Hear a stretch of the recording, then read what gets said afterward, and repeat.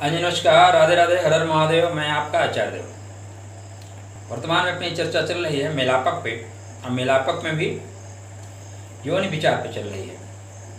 तो शास्त्रकारों ने हमारे नक्षत्रों के आधार पे 14 तरह की योनियाँ मानी हैं। यानी प्रत्येक नक्षत्र को एक योनि दी गई है, तो 2 नक्षत्रों की एक जैसी योनि बनती है। वैसे ब्रह्मांड में 84 लाख योनियों की बात की गई है। यहाँ पे 84 लाख योनियाँ हैं, उसमें जो मानव योनि है वो सर्वश्रेष्ठ योनि है, क्योंकि यहीं से आप देवत्व की प्राप्ति करते हैं, देवता बन सकते हैं और यहीं से राक्षस कुल में भी जा सकते हैं। तो प्रत्येक योनि का जो विस्तार है या आप कह लें रास्ता है, वो मानव योनि से है। तो हमारे नक्षत्रों के अनुसार हमें कुछ योनियाँ प्रदान की गई हैं। योनि जहाँ हमारे स्वभाव को बताती हैं, हमारे रुचि को बताती हैं, वहीं दाम्पत्य जीवन में हमारे शारीरिक संबंधों की ओर स्पष्ट रूप से इशारा करती हैं कि आप प्रेम में कितने सफल होंगे, शारीरिक दाम्पत्य जीवन में शारीरिक संबंधों को लेकर कितने सफलता प्राप्त करेंगे, आप जिस उद्देश्य के तहत विवाह के बंधन में बंध रहे हैं उस उद्देश्य की पूर्ति कर पाएंगे कि नहीं। तो सप्तम और पंचम दोनों की स्थिति को दर्शाने वाला यह बिंदु जिसको बोलते हैं योनि विचार।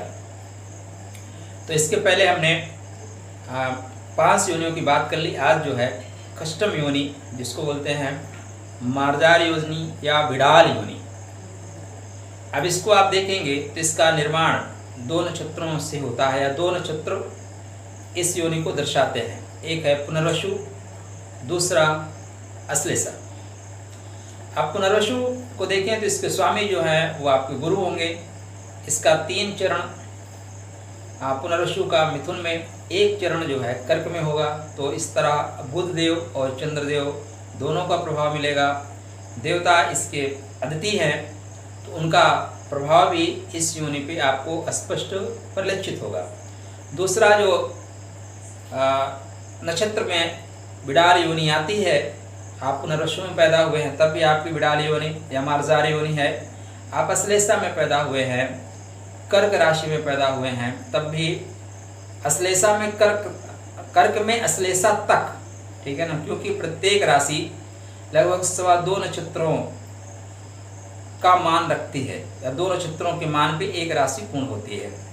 तो अश्लेषा जितना बोध कर रही है 13-20 तक कर्क में, वहाँ तक अगर आप पैदा हुए हैं तो मार्जार योनि में आप पैदा हुए हैं। चिन्ह इसका आप देखें तो सर्प है, बुध का यहाँ पे आपको प्रभाव मिलेगा। अब इसके प्रभाव से आपका व्यक्तित्व क्या होगा, तो शास्त्रकार कहते हैं चूँकि आप मार्जार को देखिए, बिडाल को देखिए तो निडर होती है, स्वाभाविक निडर होती है और हिम्मत वाले होते हैं, कहीं से भी कहीं के लिए प्रस्थान कर जाते हैं। तो इस तरह से आप निडर होंगे, बहादुर होंगे, कहीं से कहीं के लिए प्रस्थान करने में आपको झिझक नहीं होगी, कहीं भी जाने में झिझक नहीं होगी, मतलब आप झिझकेंगे नहीं। थोड़ा सा इनका नेचर होता है किसी की भी चीज़ को हड़प लेना, तो शास्त्रकार कहते हैं थोड़े से दुष्ट स्वभाव वाले होंगे। ये सदैव दूसरी की चीज़ों पर नज़र रखने की आदत जो है इस तरह के लोगों में योनि में देखी जाती है। इसी तरह का प्रभाव आपके जीवन में भी आएगा। जो हमारे प्रतीक चिन्ह हैं उनका प्रभाव हमारे जीवन पे पड़ता है, इसीलिए शास्त्रकारों ने उस प्रतीक को रखा हुआ है। तो दुष्ट स्वभाव है, मीठे खाने के बहुत शौकीन है, जो इनको आप देखेंगे ना मीठा बहुत खाते हैं। दूध से बने व्यंजन, अब आप उसका स्वभाव भी देखें तो घर में आपको दूध रखा है तो खा जाएगी। मीठे चीज़ों पे ज़्यादा नज़र होती है, दूसरों के घर पे दूध जाके पी आना उसका स्वभाव होता है।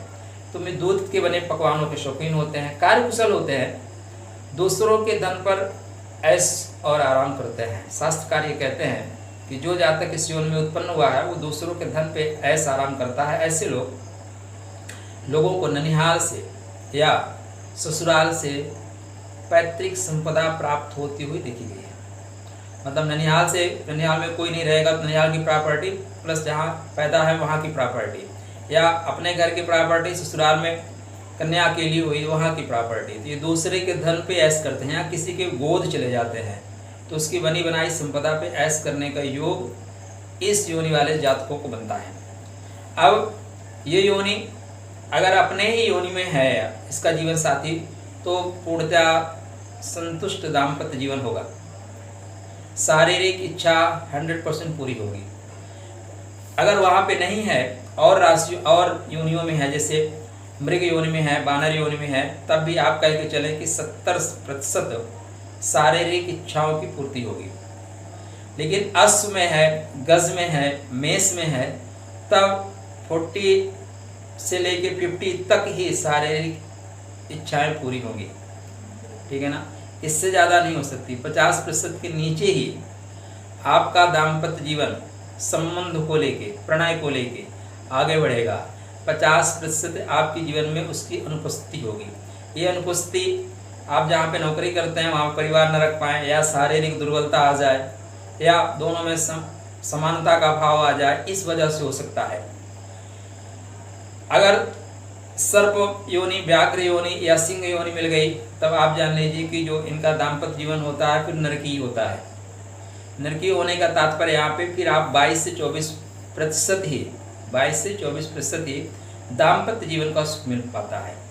तो जिस बिंदु को लेके विचार किया जा रहा है, जीवन में दाम्पत्य जीवन बढ़ने के पश्चात शारीरिक संबंधों के सुख की खोज या उसकी पूर्ति, अगर यहाँ पे आपके कुंडली में सर्प, व्याघ्र, सिंह वाले जाति का आ जाते हैं, आप मार्जार योनि के हैं, तो फिर आपके जीवन में 22 से 24% ही वो मिलेगा। 22-24% सरकार भी फेल कर देती है, कम से कम 40% तो होना चाहिए ना।